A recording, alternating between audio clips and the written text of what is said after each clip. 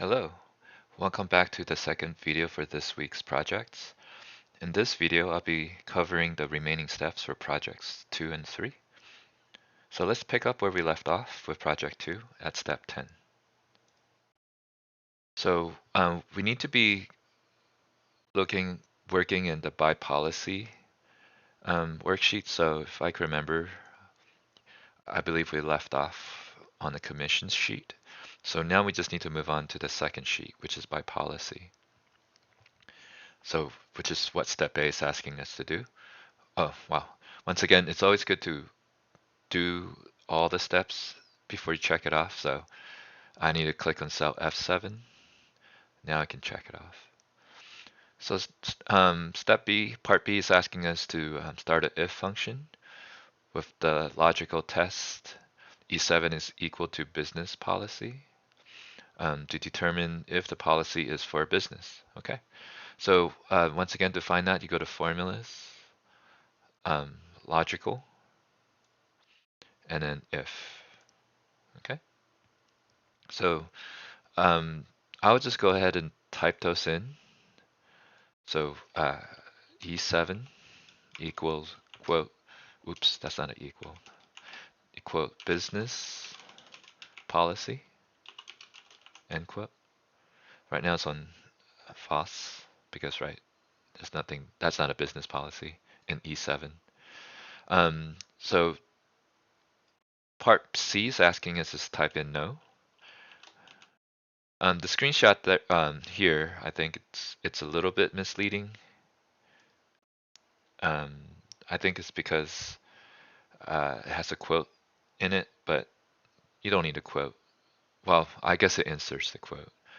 And then just type in yes, and I guess it will insert yes. Yeah, so it'll auto-complete those for you. B, C, and D is done. So copy the formula in cell F7 to complete the column. If it is a business, okay, so if neglected to say okay, so let's go ahead and click okay. And then right now we're just gonna, there's two ways to do this. You can either just drag the fill pointer down, or in this case, I'll just double click on it, and then it will autofill it for me. Okay. So you notice in F6 there is a no. It's because it is a business policy, so that and business are not considered to be a personal product. Okay. So they want us to go ahead and increase the indent 2 times for cells F7 to F27. So here. So you want to go back to home, I believe it's alignment, and then that is increase indent. So click that twice, okay? And then press Control Home, which takes you, or you can click on A1, okay? All right, now they want us for step 12 to display names and locations using concat. So we're going to move on to the third sheet for this one. So select the table sheet and click cell D2. So here's D2. So part A is done. Start a concat function. So if you watch the first video, I'll kind of give you a hint on where to look for that. You can just do it by clicking on the insert function button and just type in concat there, hit go, and then the first one is the first one is what you want. So click OK. And then it creates these fields for you to enter the values. So text one argument is C5 in the commissions sheet. So we want to click the selector button, which allows us to select the value. So we want to go to the commission sheet for this one and look for C5. So it's right here. Okay. Text to argument is a space. So here, and I'm just going to hit a space on my keyboard, and it will insert the quotes for me. Text 3 is argument cell and B5 in the commission sheet. So click the selector button, go to B5. Okay. And then text 4 argument is a comma and a space. So I'm going to hit the space key, then comma, okay? Text 5 argument is cell D5 in the commission sheet. So click on the selector button, go to D5, okay? And then here, before you can copy the formula, you have to hit OK. So just select D2 again, hover over the fill handle until your mouse pointer turns into a black cross, double click there. Oh, okay, it's not going to work here because I guess it's a complex formula. So I'm just going to click and drag it. So for this one, you can't double click the fill handle. You just have to click and drag the fill handle. Okay.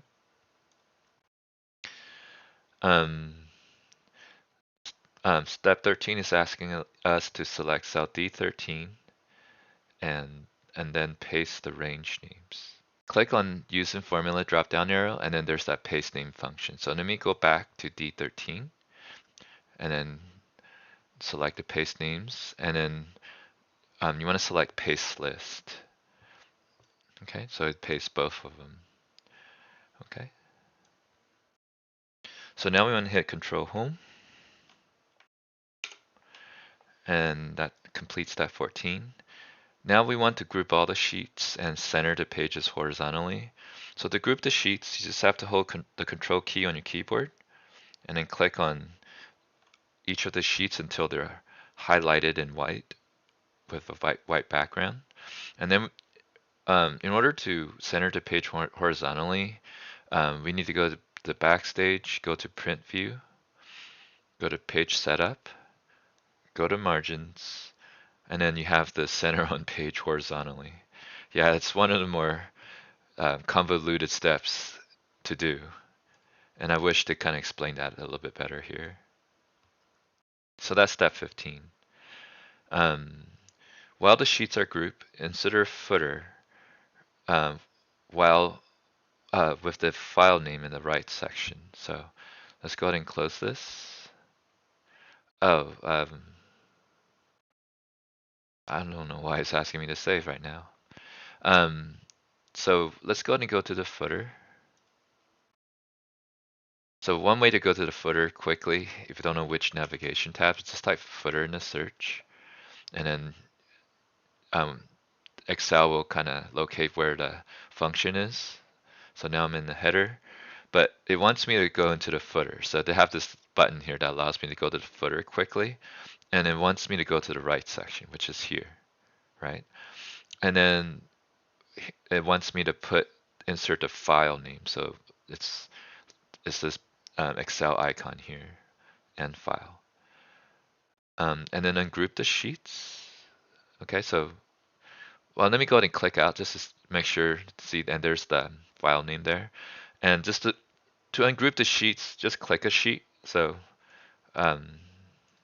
yeah, like that. So there's only one sheet that is has a white background. Okay. And then save and close the workbook. So I guess I'll go ahead and save it as instead of completed, I'll call it demo. Yeah. And then close it, and then go back to the top, upload my file. Don't need to worry about that one. Okay, right here. Just go ahead and grade it. Oh, I got a 90%. So what happened here? I messed up in the order of how I remember how I did the space then comma. Apparently I'm supposed to do comma then space. So let me go ahead and open up that file again. So yeah, I did mess up on my concat function. So to clean it up, you click this function button, or you can clean it here, but it's a little it's kind of complicated to clean it within the formula bar. So it's good to use the function button so that you can see each section separately. So Here, I'm going to delete the space. I should have started with a comma, then space, and then hit OK. Copy that over, and there you go. And I think that fixed that issue. So let me go and hit save, and then submit again. Yeah, that looks good. So some of you guys might have noticed that I made a mistake earlier. So yeah, there you go. Um, I I was able to really get a full credit by just fixing that simple mistake on my part. So just be aware of that. Just read through the feedback and then make the necessary adjustments to get a better score.